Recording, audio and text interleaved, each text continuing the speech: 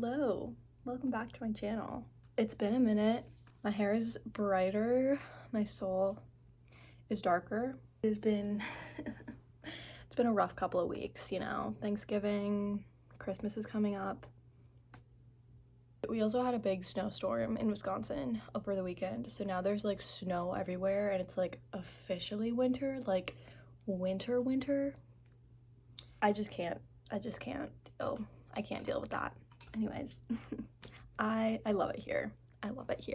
Today, to kind of get my spirits up a little bit, I'm going to be talking about some of my favorite books of all time. This list definitely tends to change around a lot, but as of right now, in this moment, these are 5 of my favorite books that have changed my life. I also have a nice iced chai with me again today. This one's a little strong, but it's good. Let's just get started, shall we? Okay, the first book is like my favorite book. The Idiot by Elif Batuman. I don't know, that's how I say her name. I also love this cover, and it is the prettiest pink color. I'm obsessed. The Idiot follows our main character, Celine, who is a daughter of Turkish immigrants, and it follows her as she starts her first year at Harvard. And it also takes place in 1995, so it's like they just got email. And I feel like this is the perfect book to describe the like no plot, just vibes vibe because it really is all about the vibes. It really just focuses on Celine. She's discovering what college is like, she's meeting new people and talking to new people. She also meets an older student, Ivan, I think is how you say his name, who she becomes kind of obsessed with. And then over the summer, Celine goes to the Hungarian countryside and Ivan goes to Budapest. So they kind of like meet up over the summer. It's a vibe. But her whole just like journey is very real, I think, and kind of realistic. It's more so just a journey to help discover herself as a person and what she wants to do. And she kind of feels like she is doomed to become a writer. She really struggles with making any decisions in her life at all, which is so real. She loves to dissect everything that people say to her. She's constantly just like overthinking everything. And she is a very good student and a very good writer, but she kind of just feels like embarrassed about it. And I think her character is just so relatable and definitely my favorite character in a book I've read ever. That's definitely one of my favorite things about books in general, is just like having a really good, relatable main character. And I just really relate to Celine. And I love this book. It's very funny and also very well written, very real and raw. And it is the perfect depiction of just a young girl who is creative and funny and emotional and just trying to figure her shit out. There's also a sequel. This is the sequel. It's called Either Or. This one is also very good. It follows her in her sophomore year at Harvard. So if you liked the first one, I definitely recommend the second one as well. Both of the books, she's really just like making observations on life, and I love this book. Like even like feeling it in my hands, it's so perfect. The next book is a book that I read quite a few years ago, and I think I'm due for a reread, but that is Just Kids by Patti Smith. This was one of the first books I read that I was like, wow, I love books. I love reading. Like I love this. And this was also one of the first like memoirs I read, and I really got into memoirs after this. Just Kids is basically like a love letter to Patti Smith's very close friend and ex-lover, kind of, Robert Mapplethorpe. It tells the story of how they first met in their first summer in New York together. Both were struggling artists. It was like the late 60s, early 70s time frame. They kind of just bonded over each other's work together, kind of using each other as their muse a little bit. Patti was working to become a poet and performer, and Robert a photographer. I also love this cover too.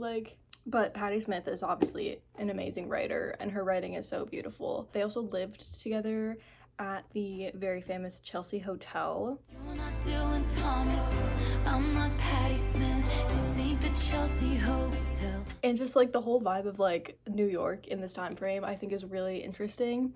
It was kind of a time where poetry and rock and roll and art was really exploding, and Patty and Robert were really fueled by each other and their dreams to succeed. It starts off as more of like a love story and then ends with Patty really just mourning her friend, and it's quite sad, but I think it's a really beautiful story. And also Patti Smith is just a very cool person, so I love to read about her and just how she became successful. This book is just truly beautiful and I highly recommend. It is so good.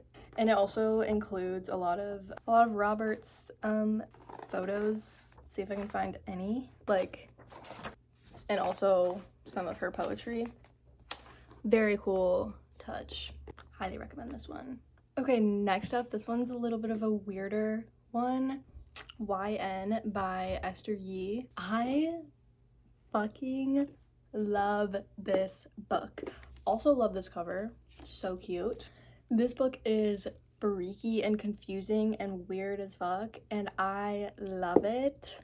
It is about a Korean American woman who is living in Berlin. She's obsessed with a K-pop idol named Moon. One day, Moon very suddenly and out of the blue retires and disappears from the public eye completely, which sends our main character into a complete obsessive spiral, which leads her to go to Seoul on a journey of literal just like self-destruction over this man, Moon.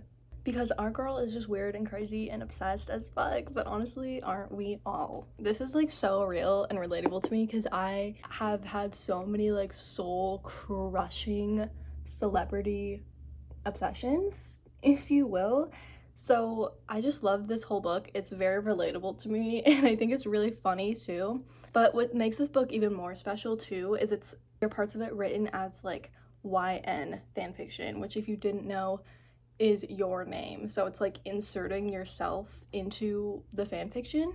And our unnamed main character is writing YN fanfiction, and you as the reader are kind of inserting yourself into her stories with this man she's obsessed with. And I just think it's really cool. It's like really putting you in the mind of our main character. It's really good. It's like a whole experience. It might be a little uncomfy at times, but I kind of think that's the point. And it's just so cool and unique, and I just love it so much. And I highly recommend if you want something a little weird and different, because it is definitely weird. Okay, next.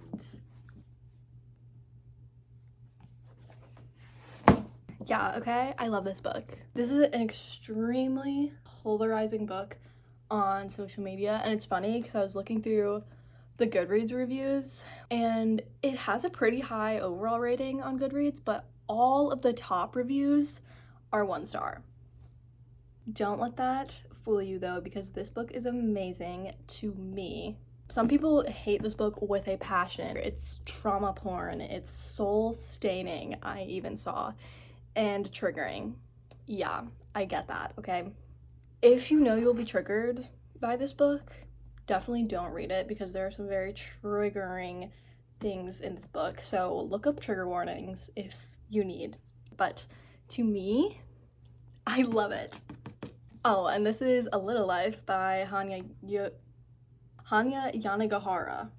Yes. This follows 4 college friends in New York City throughout basically their entire lives. It spans a very long time. This book is thick. It mainly focuses on Jude, who has had an extremely dark and traumatic childhood.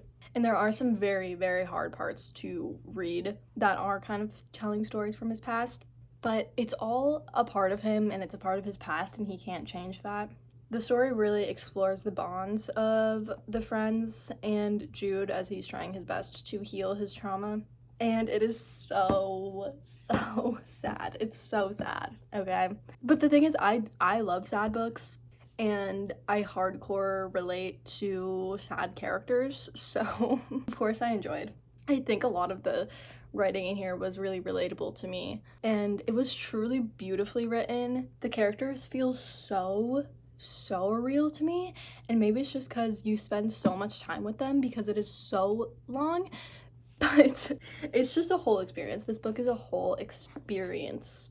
But this book is literally like almost a diary to me. I have like scribbled in so many pages, like almost every blank page is filled with just my thoughts or like lessons learned from the book. I feel so connected to this book and its characters, but I don't necessarily recommend it to you. I remember once when I worked at a bookstore, there was a girl that asked me for a sad book recommendation.